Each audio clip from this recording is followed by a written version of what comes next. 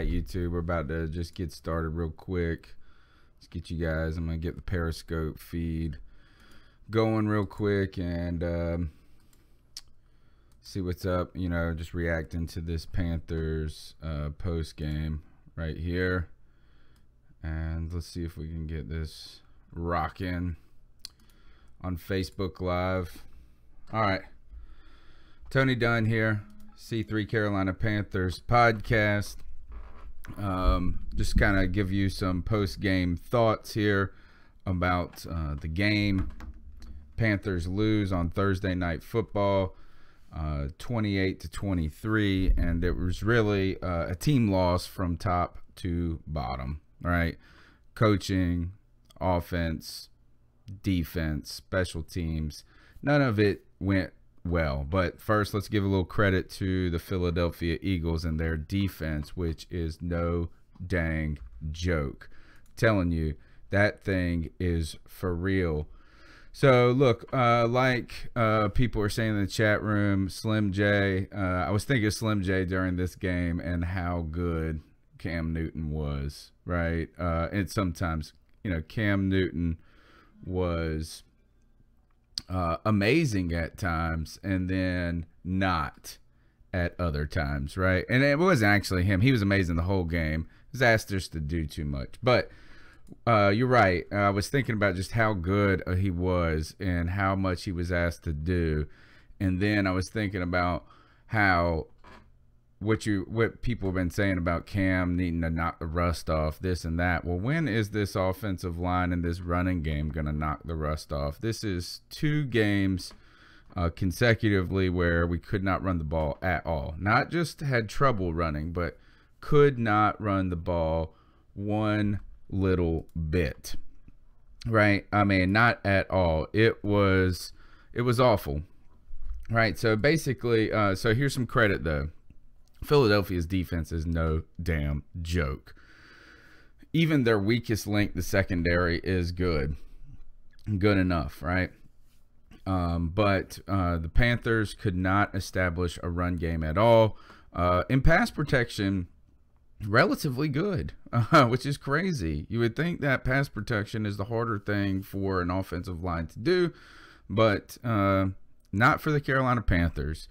The run game was non-existent, 80 yards on the night, 70 of them came from Cam, and it's really kind of amazing how much you miss Khalil. I mean, we miss him a ton, and I've been just a little disappointed with Trey Turner's play on the year, is that he has not been as dominant as we have kind of made him out to be. He struggled with Fletcher Cox, who is a great player, right? But I mean, at the same time, they were also saying that he could not, he almost didn't even go, right? Hey, you don't even go in the game, and then you come in and make such a big difference. That is pretty crazy to me, right? So this running game, you cannot win, like you guys are saying in the chat room. You just can't win when you're so one-dimensional and everything is put on Cam. Even to pass the ball downfield, to make these super Cam-like plays, to be perfect, essentially, and then have to take the shoulder of the burden entirely for the run game, right? Now, let's go to something that J-Dub, big friend of the show, of the C3 podcast. By the way, you can check that out live Tuesday nights, 9 p.m. If you're watching on YouTube, go ahead and subscribe. Facebook, Periscope, please give the show a share. We do this every Tuesday night. We've been doing it every Tuesday night, 9 p.m. Well, time changed once, but for 5 years, we're the longest running Carolina Panthers podcast. And, you know, what we do is we just talk football with our friends. So what J-Dub, he wrote me, I put out this video, Keys to Panthers Success. And he said, look, I think a little bit is too much has been made a third down. I kind of disagree in that you can't really make too much a third down, but he's right on this, is that the 2 T's, turnovers, time of possession. And look, Carolina had 3 turnovers on the night. Cam had 3 picks. Now, not all of them were completely on him, but there were 3 turnovers. The 2 of these were inside the 20. Like, you just can't give the ball to a team inside the 20 twice in a game with the stakes so high and expect to get a win. It's just not a realistic component. Slim J says this: would putting Moten help in the run game? I don't think enough. I don't think you would see. Maybe, right? But it is pressure up the middle. It's pressure. It's coming from everywhere, right? It's just not the push. You're just not getting a push. So look, you can't turn the ball over that. Next, look, Luke Kuechly goes out with a concussion. It's his 3rd concussion in 3 seasons. You lose the captain of your defense, the heart and soul of that defense in many ways. Obviously you got TD and some other guys that are very important. But, Kuechly's supposed to be, he's our best defensive player theoretically. If not, it's kind of hard to make. You can easily make an argument that's the case. He leaves with a concussion, and this leaves us wondering. He leaves with a concussion, and it leaves us wondering if he's Dan Morgan 2.0. You really hate to see that. You don't want to say that this is going to be problematic in the long term, but right now it has been consistently an issue. He did get trucked. He just got ear-holed. Poor guy, really, just kind of, when you play hard, this is a physical game, and he's taking the brunt of it. So, that hurts the team. Dan Mayo comes in. Dan Mayo, that's the guy I work with. Whatever his name is. David Mayo, right? He plays pretty well, but what we're talking about is that the defense also had some problems, and one of the things that was problematic for this defense is they had trouble getting pressure without the blitz. Tony Romo was saying it, and look, I really enjoyed Tony Romo as a broadcaster, but he's really getting on my nerves too when every time something that was questionable, whether it was Cam getting in the end zone or there was another couple of things that was just like he just didn't believe. He was like, I got to see the replay. I got to see this. I don't believe it. And I was like, gosh, Romo, I really like you, but you're getting on my nerves right now. But he pointed this out over and over, is that the Panthers are just blitzing. It seems like every damn play. And, that's problematic, is that we had a team that's getting 15 sacks, 17 sacks on the season so far. And you got after Carson Wentz. You flustered him. You gave him some problems. But it's just difficult to have to manufacture that pressure. And that's something that we're not used to in Carolina, is having to manufacture pressure with the blitz completely, right? And, this was a very aggressive play calling from Steve Wilks. And it seems like he has to do that, but it also leaves you vulnerable. And in many ways, a more savvy veteran quarterback could even expose that even more, right? So this is something that was tough, is that to see a team defense that has played so well throughout the season struggle with some of these components. And then you see this, is that, look, we got to talk about the coaching. I got mixed feelings. If I have to look at Rivera with that smirk on his face over there, gosh, you're just driving me nuts. I don't need him to be happy. I don't need him to be sad, but I don't know what it is. And I'm a Rivera fan. I think he's a good coach. Do I think he's a great coach? I have not made that decision yet. But look, I've been talking about how Mike Shula, I think, has been calling some good games as of late. And I think Shula did some good things in this game. And then look, and there was other times, once his game plan went downhill, it was just all off from there. And that's kind of been Shula's MO, is things have to work perfectly. So it was very hard for him to account for some different things. And what the 2 things that I thought were bothersome in Mike Shula's play calling were, at the end, we have these two chances to sneak out a win. You know, you got the ball again with like 3 minutes and 40 seconds. You get a drive that ends and that's stalled, and then you get another drive under in the 2-minute mark that ends in an interception. And what I got upset, I think it was that second to last drive that was problematic for me. And like, I don't like to be one of those people who is just like gonna trash the play calling, because like, I don't know what you could have done differently all the time. But I do know this is that, like, I felt, you know, it's 3rd and 10, you're in 4-down territory, and we go deep both times. And not to say that we need to throw like a 3-yard pass or something like that silly, but I felt like there was this obligation to get it all on one play.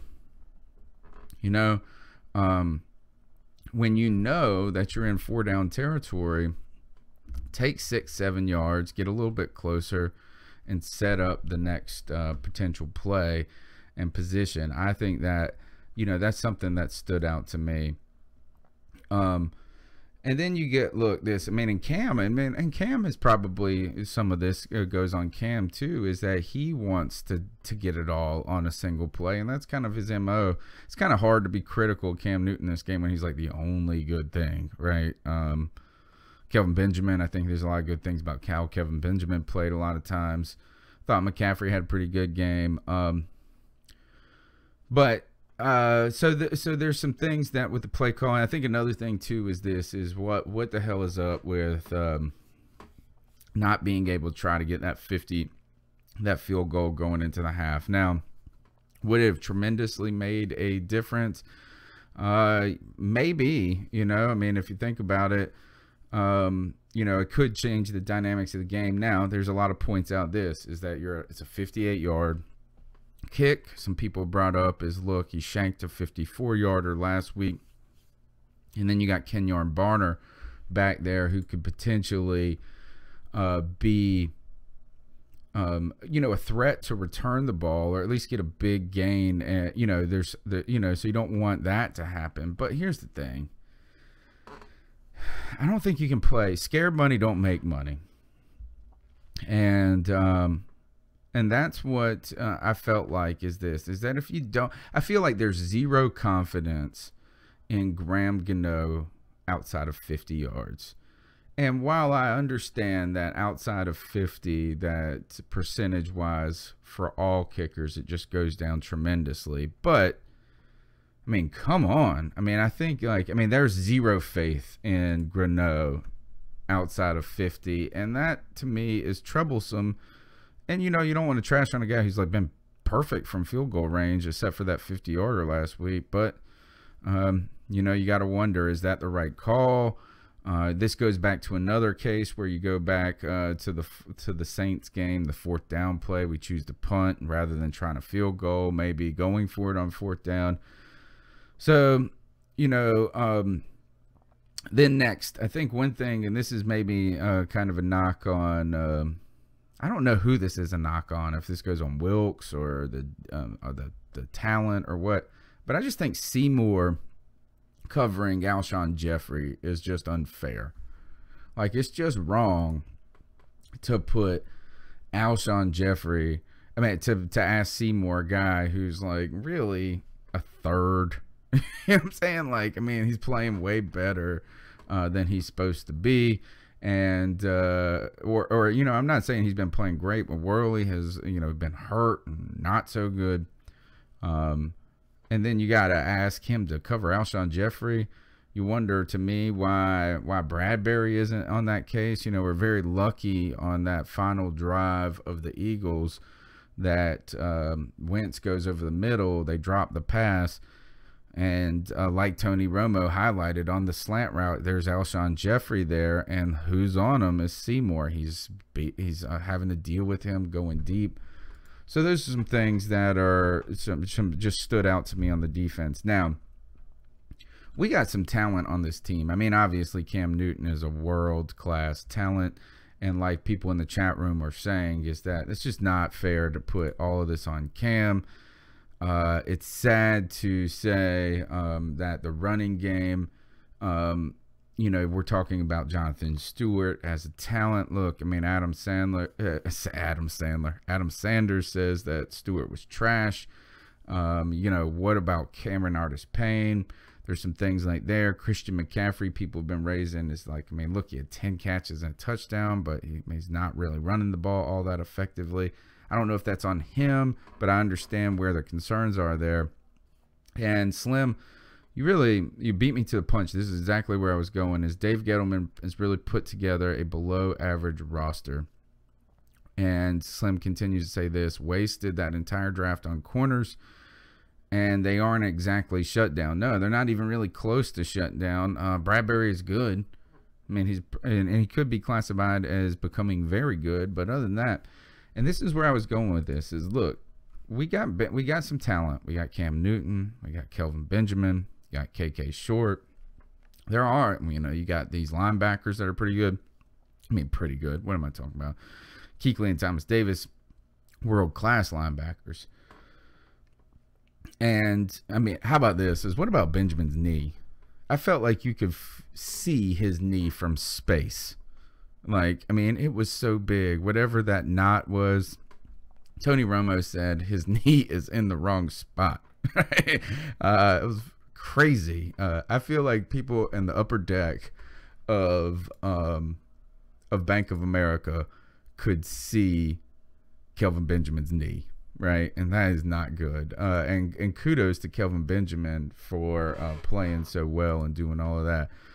But outside of that talent, look, there's really been some question marks in what Dave Gettleman ultimately drafted. And big Dave Gettleman fan when he was here, still think that he did a lot of good for this team. But what we're talking about this is we have a team that could really have benefited from having a defensive end who was producing at this point.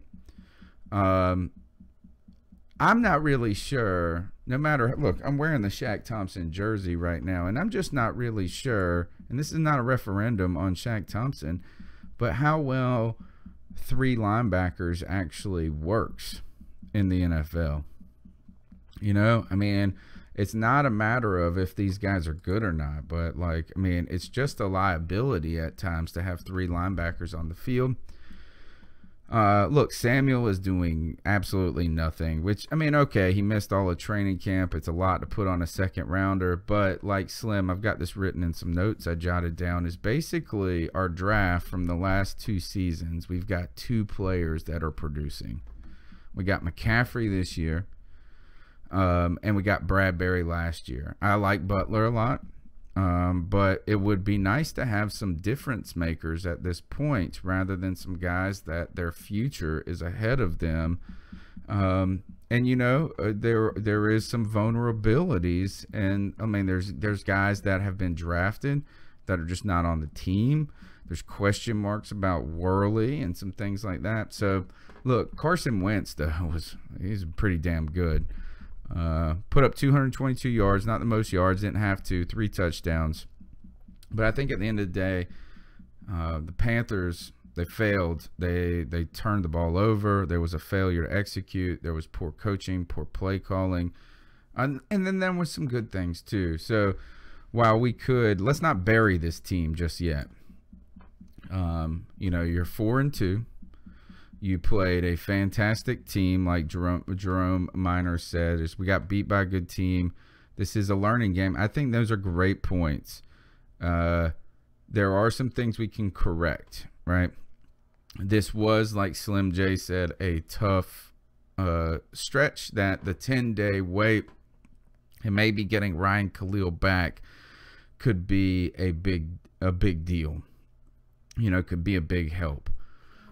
So I'm okay with those things. I think the disappointment comes in is that we had an opportunity. We really should have won this game. We're better than the way we played.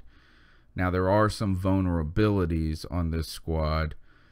And then look, I mean, Cam did a lot to try to win this down towards the end. And you know, so look, what I want to say is this: when I say a failure, we lost an opportunity.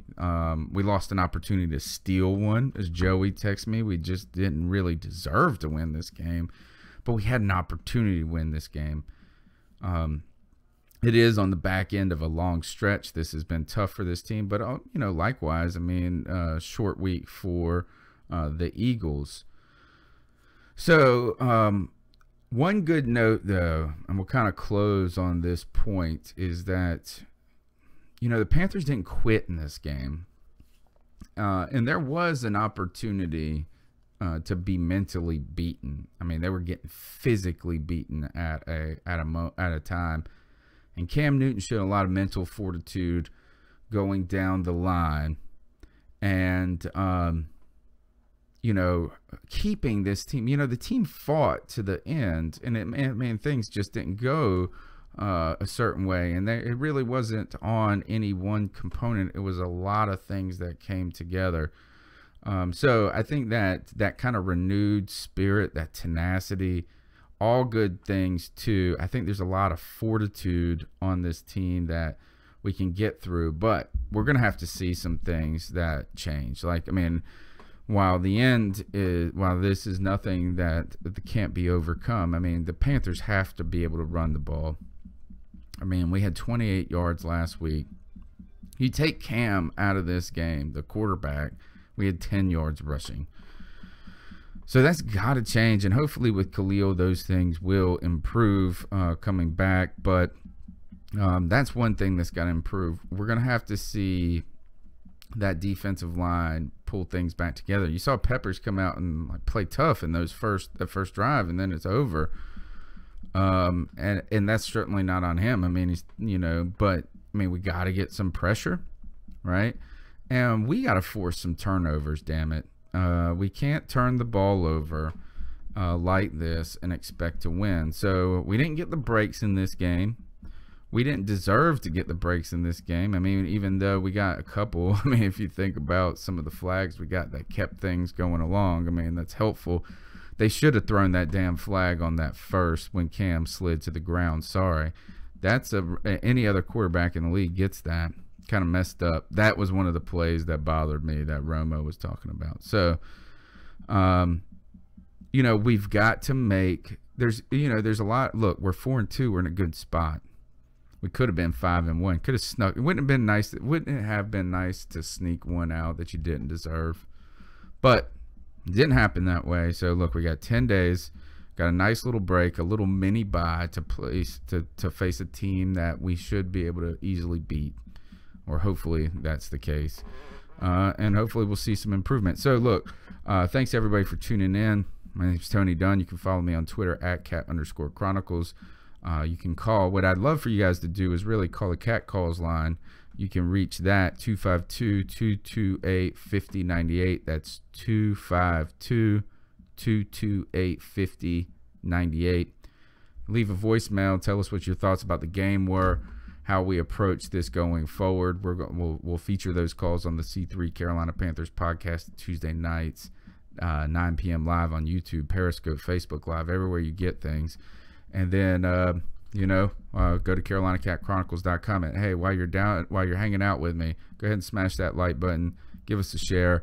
The podcast has exploded over the last 2 months. We appreciate everybody for tuning in and helping us in that way.